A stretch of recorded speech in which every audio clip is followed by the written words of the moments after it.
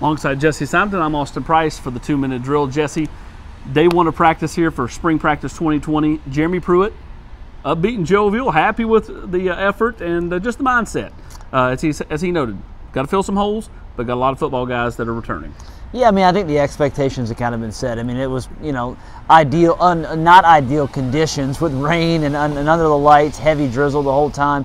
But the fact that this is a pretty veteran team, Jeremy Pruitt said they understand the expectations. They also understand just kind of the practice, format, how everything runs. So it was really implementing all these new coaches. You asked about Jimmy Brumbaugh. He talked about, liking him as both a technician and teacher, but also a motivator. You got Brian Niedermeyer with a young inside linebacker group. How can they kind of mold, that with J.J. Peterson and Aaron Beasley in the group?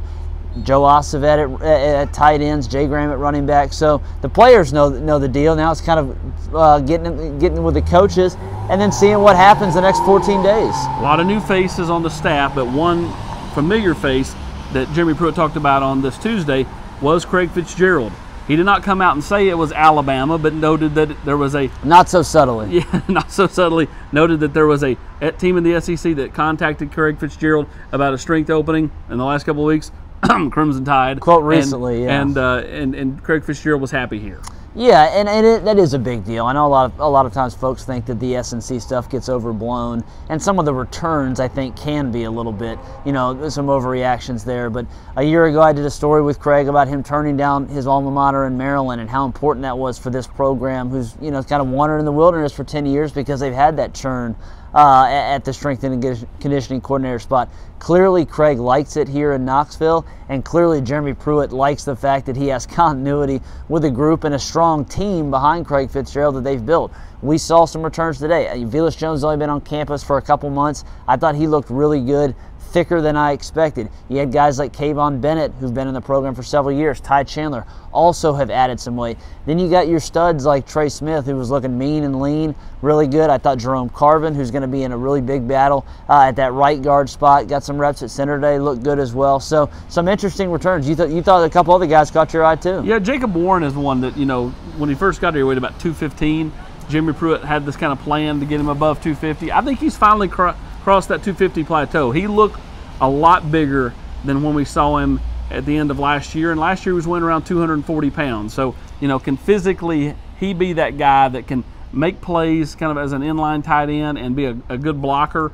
We'll see, but I think that he's at least made the strides in the weight room to this point. He certainly has an opportunity, man. That's a room that they moved Jordan Allen from outside linebacker, who Jeremy said on Tuesday today that, he actually started his career as a tight end, asked the team or the staff to move him there after all the injuries he suffered the first 2 years. So whether it's Jordan Allen, Jacob Warren, the two redshirt freshmen, they need somebody to step up opposite of Austin Pope, and we'll see what happens with Prince and Fant. Big spring for that position. Also a big spring for J.J. Peterson, and Jeremy Pruitt said as much on Tuesday. Yeah, I mean, I asked him, what are kind of the expectations for year three for J.J.? J.J., came in as a highly sought recruit, the highest signee in Jeremy Pruitt's inaugural class. Jeremy was pretty frank that this is, quote, a big spring for JJ, and they need to see some of that growth, that he needs to continue to learn those ABCs of this defense. He's going to have a chance to work a lot alongside, To'o, and can he kind of lock down a rotational role before, Jeremy seems pretty excited about whether it's the Whitehaven kids or some other guys they have coming in, in the summer. And last but certainly not least, the quarterback position. Did not call Jarrett the starter, said he's played a lot of ball. I thought he actually gave more praise towards J.T. Strout than he did even Brian Maurer. And Strout made some nasty checks against UAB apparently.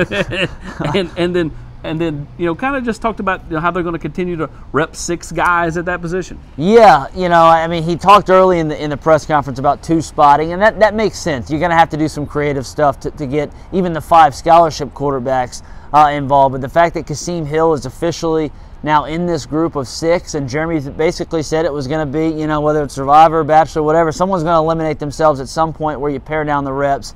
But until that happens, they're going to 2-spot all the way. Jarrett was running with the 1s or the first group today. I think you and I both expect that to continue throughout spring, but we'll see. This is going to be a competition that clearly they're looking for kind of creative ways to feed 5 mouths or 6 mouths because, there's only one ball, but how do you keep these guys all happy that want to play? Who gets the roses? Who gets voted off the island? You're watching The Bachelor tonight. I'm not. I've never watched The Bachelor, but I've never watched Survivor either. But I do know how it ends at the end of each show. Oh, the Survivor season, the Champions one right now is banging. Well, I'm glad you watched that. For Jesse Soundon, I'm Austin Price for the 2 Minute Drill.